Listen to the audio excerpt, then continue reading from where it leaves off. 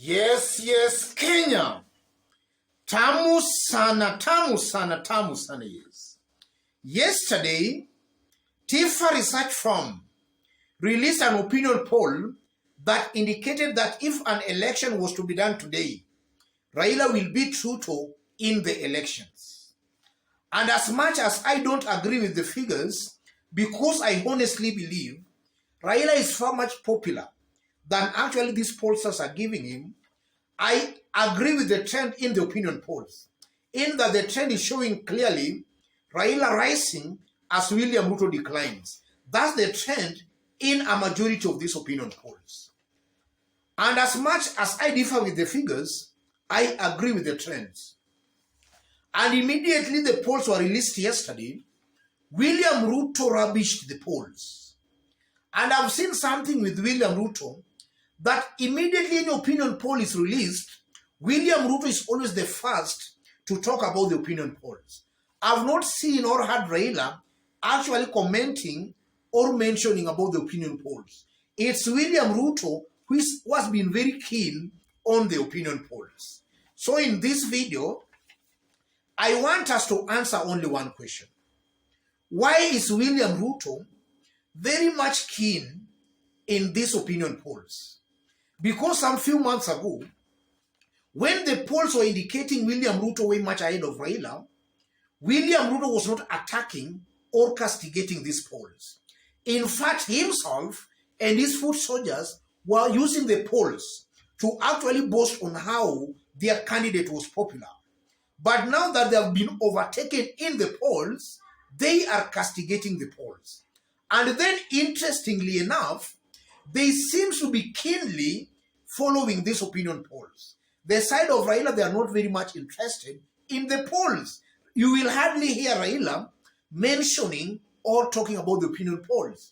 Ruto has been very keen and consistent in talking about the polls. So the question I want us to answer here, why is William Ruto very keen on these opinion polls? That's the question I want us to answer here.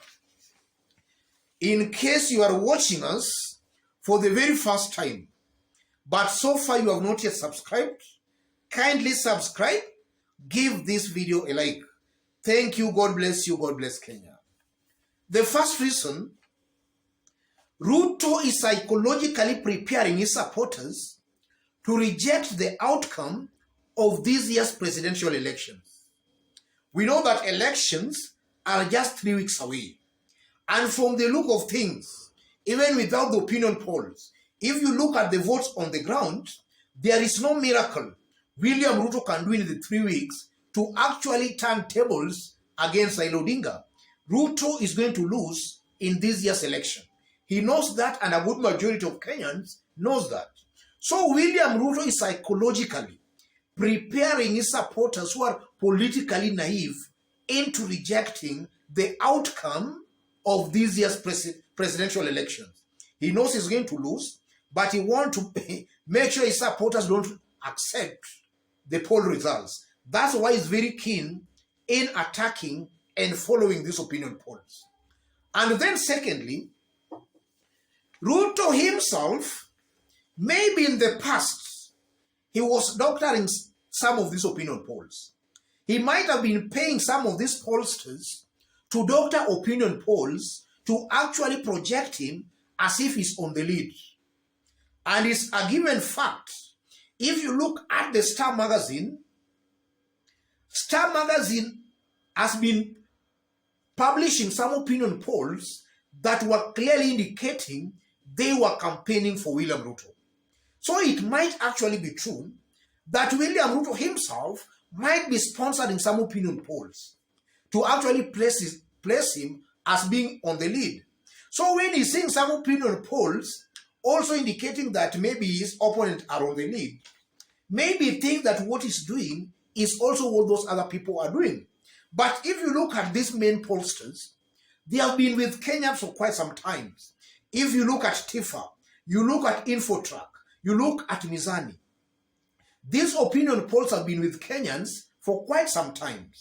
And Kenyans, in one way or the other, as much as sometimes the opinion polls do get it wrong, they have some resemblance of some truth.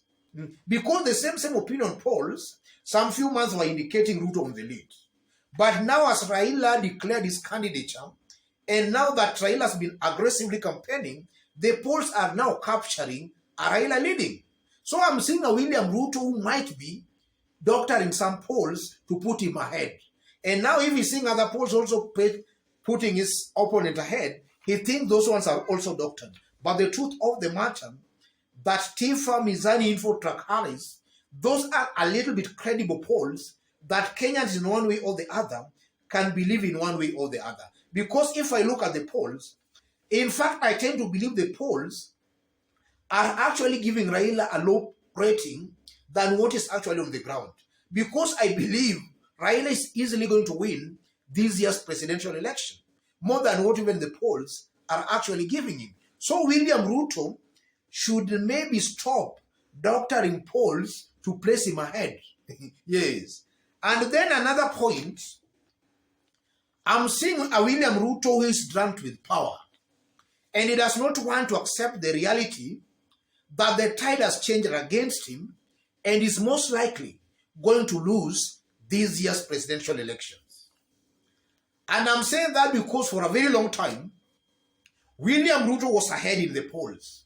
In fact, there was an opinion poll that gave Raila only, I think, 14 or 12%, while William Ruto was in 58%.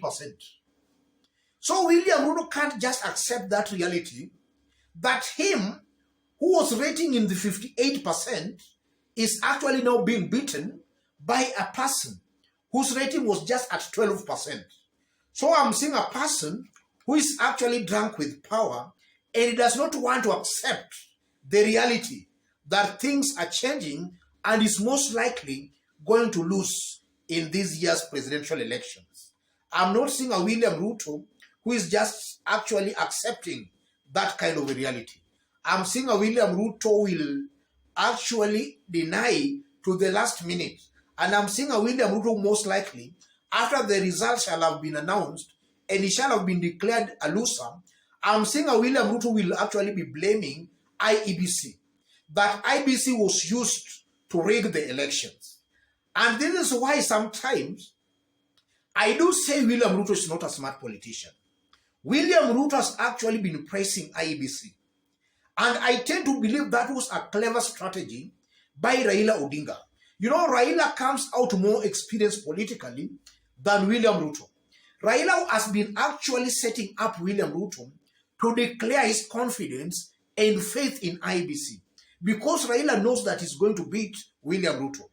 And I'm seeing a William Ruto after being beaten, I'm seeing a William Ruto is going to find it very hard to castigate that IEBC again. The same IEBC he had just declared his faith and confidence. So again, I'm seeing a William Ruto who is also not very smart politically. I'm seeing a person who is just still building himself politically, but he has not actually acquired the political ropes to maybe navigate the political waters. And then finally, I'm seeing a William Ruto who knows. A William Ruto who knows that if the polls are done in a credible manner, scientifically done, without any external influence, I'm seeing a William Ruto who knows that actually the polls can actually reflect the will and the truth on the ground. So with that realization, I'm seeing a William Ruto who is also just trying to use propaganda, maybe to confuse his supporters who also believes in the poll. And largely, you know, in our Kenyan politics, sometimes Kenyans think through their leaders. Yes. It's a fact that opinion polls, if they are done in a scientific manner, they likely gives the actual truth on the ground, or have the rough truth on the ground. William Ruto knows that. And William Ruto knows that there are also some supporters of his who also know that. So William Ruto is just trying to confuse them, to use propaganda, to persuade them out of that thinking. And William Ruto is doing that deliberately, maybe to save face, to encourage his supporters, maybe to not make them get demoralized so that they can actually get out, or rather turn out in numbers to cast votes for him during the election, or rather on the election day. So I'm seeing a William Ruto who is also just trying to maybe encourage his disillusioned supporters. Otherwise, ladies and gentlemen, let me leave it there. In case you are watching us for the very first time, but so far you have not yet subscribed, kindly subscribe, give this video a like. And to our fans, our subscribers here, God bless you, God bless Kenya. I'm very much humbled for the kind of support you are giving me here. Any other person watching us outside Kenya for the very first time, drop a comment, let us know from which part of the globe you are watching us from. And if possible again, subscribe, give this video a like. Thank you, God bless you, God bless Kenya.